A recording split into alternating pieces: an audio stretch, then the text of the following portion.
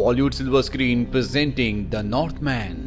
ये कहानी आज से कई 100 साल पुरानी है, यानी कि सन 895 एडी की, जहां पर एक राजा को दिखाया जाता है जो अपने साथ कई गुलामों को लेकर अपने राज्य वापस आता है। दरअसल वो एक जंग जीत कर वापस लौटा है, इसीलिए पूरी प्रजा उसका स्वागत करती है। राजा अपनी पत्नी और अपने बेटे एमलेट से मिलता है। एमलेट बहुत ज्यादा स्ट्रांग नहीं है। राजा जंग में जो खजाना जीता होता है उसमें से एक गले का लॉकेट निकाल कर वो अपने बेटे एमलेट को देता है। यहाँ पर हमें राजा के भाई को भी दिखाया जाता है जिसका नाम फैंग है। फैंग बहुत ही शक्तिशाली और बहुत ही क्रूर होता है। उसने अपने भाई का हर एक जंग में साथ दिया था और वो बहुत बहादुरी से लड़ा था, इसीलिए हर एक जंग की जीत में उसका भी कहीं ना कहीं हिस्सा होता है। रात को राजा जब अपनी पत्नी के साथ कमरे में होते हैं तो वो रानी से कहते हैं कि मैं इस जंग में बहुत ज्यादा जख्मी हो चुका हूँ और अब मैंने तय कर लिया है कि मैं घोषणा करके अपने बेटे को यानी कि एमलेट को राजा घोषित कर दूंगा।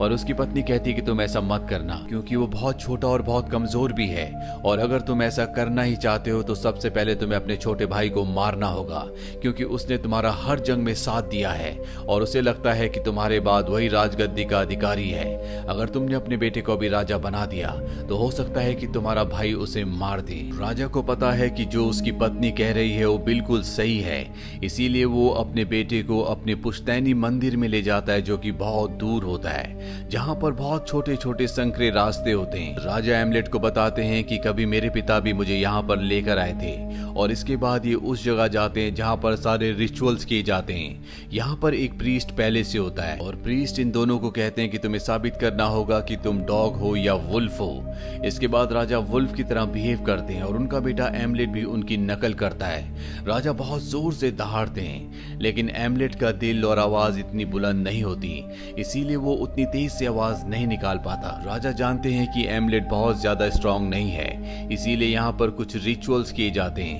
और जब वो रिचुअल्स हो रहे होते हैं तो एमलेट को अजीब अजीब सी चीजें दिखती हैं। अब रिचुअल खत्म होने के बाद ये दोनों के दोनों बाहर आ जाते हैं और तभी राजा का भाई फैंग यहाँ पर आ जाता है जो इनके ऊपर हमला कर देता है। राजा अपने बेटे एमलेट को यहाँ से भाग जाने के लिए कहते हैं, इसीलिए एमलेट भाग जाता है और राजा को तीर लग जाता है, जिसके बाद उनकी मौत हो जाती है। अब जब एमलेट भाग रहा होता है तभी वहां पर फैंग का एक आदमी उसे पकड़ लेता है और एमलेट उसे जख्मी करके वहां से अपने राज्य वापस आ जाता है, जहां पर वो देखता है कि उसके अंकल फैंग ने पूरे राज्य पर अपना कब्जा कर लिया है, साथ ही उसकी मॉम को बंदी भी बना लिया है। अब यहाँ पर एमलेट ने जिस सिपाही को जख्मी किया था वो फैंग के पास आता है और उसे झूठ कहता है कि एमलेट की समंदर में डूबने से मृत्यु हो चुकी है। वही एमलेट को दिखाया जाता है जो एक नाव से समंदर के रास्ते इस राज्य को छोड़कर चला जाता है। वो तय करता है कि वो अपनी मॉम को एक दिन जरूर छुड़ाएगा, साथ ही अपने पिता की मौत का बदला अपने अंकल फैंग से लेगा। इसके बाद कई साल बीत जाते हैं और हमें एमलेट को दिखाया जाता है जो कि अब बड़ा हो चुका है। अब वो पहले की तरह कमजोर नहीं है, बल्कि वो एक वॉरियर, एक योद्धा है। वो कुछ लोगों का सरदार भी है। वो छोटे मोटे कबीलों पर हमला करता है और वहां के लोगों को अपना गुलाम बना लेता है, जिन्हें बाद में वो बेच देता है। अब एमलेट अपने साथियों के साथ एक कबीले पर हमला करके वहां के कई लोगों को बंदी बना लेता है। यहाँ पर उसकी मुलाकात एक औरत से भी होती है जिसके अंदर जादुई शक्तियां हैं, जिसकी दोनों आंखें फूटी हुई है। वो एमलेट को पहचान लेती है और उसे बताती है कि तुम्हारे अंकल के बेटे यानी कि फैंग के बेटे ने मेरी दोनों आंखें फोड़ दी। साथ ही वो एमलेट को उसके भविष्य और उसके पास्ट के बारे में बहुत सारी बातें बताती है और अब एमलेट को पता चलता है कि इस कबीले में जिन लोगों को उन्होंने गुलाम बनाया है उनमें से कुछ गुलामों को उसके अंकल फैंग को भी बेचा जाना है। इसीलिए एमलेट चुपके से उस गुलामों वाली बोट में बैठ जाता है जिसमें एक लड़की भी होती है जिसका नाम ओगा होता है। और अब ये जब समंदर के रास्ते आगे बढ़ रहे होते हैं तभी तूफान आ जाता है। ओगा नीचे गिरने वाली होती है लेकिन एमलेट उससे बचा लेता है। अब किसी तरह से पानी से आगे होते हुए एक आइलैंड तक पहुंचते हैं। ये वो आइलैंड है जिस पर फैंग का कब्जा है। राजा बनने के बाद फैंग इस आइलैंड में आकर शिफ्ट हो गया था और अब इन सब गुलामों को पकड़कर फैंग के पास ले जाया जाता है, जिसके लिए लंबा सफर तय करते हैं। रास्ते में ओल्गा एमलेट से कहती है कि मुझे पता है कि तुम गुलाम नहीं हो, तुम यहाँ पर किसी खास मकसद से आए हो। और यहाँ पर एमलेट ओल्गा को सारा सच बता देता है कि वो कौन है और यहाँ पर वो अपने पिता की मौत का बदला अपने अंकल फैंग से लेने के लिए आया है, जो कि अब यहाँ के राजा बन चुके हैं। अब इन सब को फैंग के सामने पेश किया जाता है और जब एमलेट फैंग को देखता है तो उसका दिल गुस्से और दर्द से भर उठता है। फैंग जब एमलेट को देखता है तो वो उसे उसे नहीं पहचानता क्योंकि वो अब बहुत बड़ा हो चुका है। साथ ही उसे ये बताया गया था कि एमलेथ मारा जा चुका है। एमलेथ को जब फैंग देखता है तो उसके पास आता है क्योंकि उसे उसी तरह के हट्टे कट्टे नौजवानों की जरूरत होती है ताकि वो उनसे बड़ा और भारी काम करवा सके। अब यहाँ पर एमलेथ से मजदूरी करवाई जाती है, उसे दिन रात काम करवाया जाता है।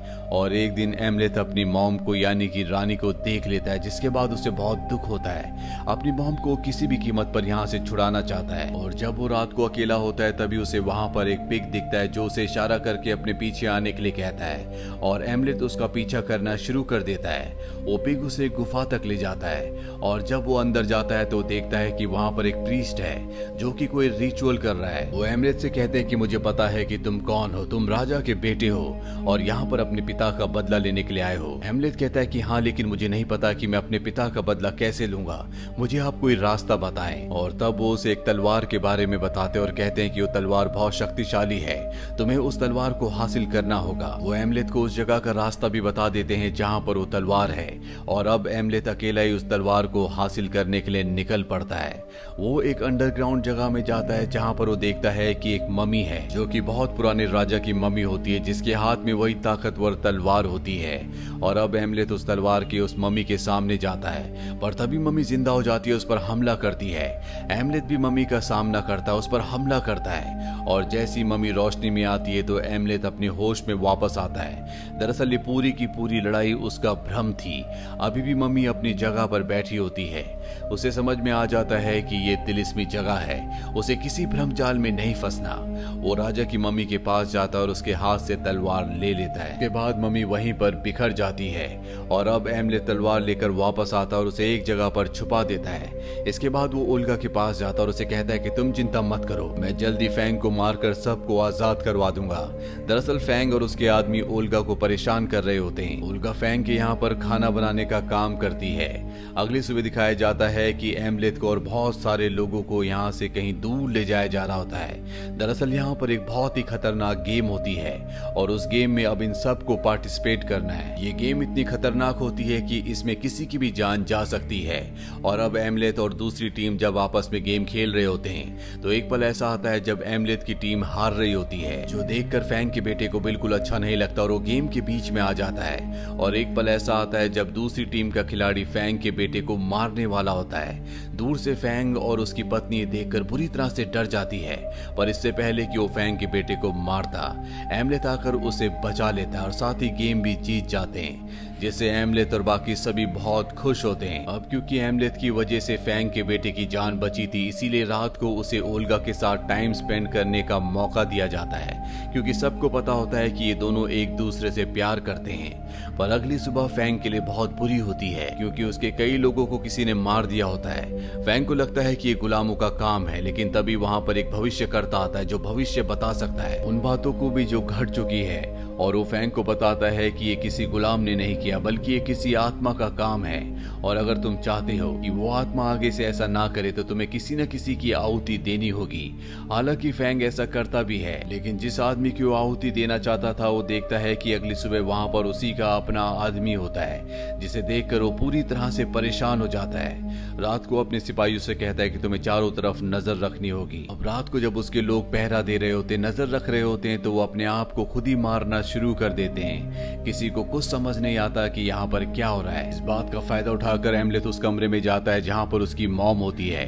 वो अपनी मॉम को कहता है कि मैं तुम्हारा बेटा हूँ, मैं यहाँ पर अपने पिता की मौत का बदला लेने के लिए आया हूँ। कल मैं फैंग को मार दूंगा और आपको यहाँ से हमेशा के लिए आजाद करवा कर ले जाऊंगा। उसकी मॉम कहती है कि तुम्हारे पिता मुझे अपना गुलाम समझते थे, उनकी नजरों में मेरी कोई भी अहमियत नहीं थी, वो सिर्फ पैसे को और अपनी रियासत को बढ़ाने में वक्त दिया करते थे।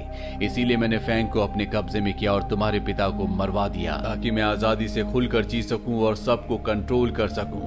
और अब जब तुम फैंग को मारने वाले हो तो तुम उसे मार सकते हो। इसके बाद मैं तुम्हारी रानी बन जाऊंगी और हम इस पूरी प्रजा पर राज करेंगे। ये सुनकर एमलेथ के पैरों के तले जमीन खिसक जाती है, क्योंकि उसने कभी सोचा भी नहीं था कि उसकी मॉम इस तरह से सोच सकती है। और अब वो फैंग के बेटे को मारकर उसका दिल निकालकर सीधा ओल्गा के पास जाता और कहता है कि अब हमें यहाँ से जाना होगा, हमारे लिए अब इस जगह पर कुछ भी नहीं है। ओल्गा उसे कहती है कि तुम्हें अपने पिता की मौत का बदला लेना होगा, जिस काम के लिए तुम यहाँ तक आए हो उस काम को पूरा करना होगा। अगली सुबह फैंग को दिखाया जाता है जो अपने बेटे की मौत से पूरी तरह से बौखला जाता है और उसे अब पूरा का पूरा शक एमलेथ के ऊपर है। इसीलिए वो ओल्गा को पकड़ लेता और इससे पहले कि वो ओल्गा को मारता फैंग उसके सामने आ जाता है और कहता है कि मैंने तुम्हारे बेटे को मारा था, उसका दिल अब भी मेरे पास है। इसके बाद फैंग के आदमी उसके ऊपर हमला कर देते हैं, लेकिन एमलेथ बहुत ज्यादा ताकतवर होता है, वो एक एक करके सभी को मार देता है। ओल्गा को यहाँ से भागने का मौका मिल जाता है, इसीलिए वो यहाँ से भाग जाती है।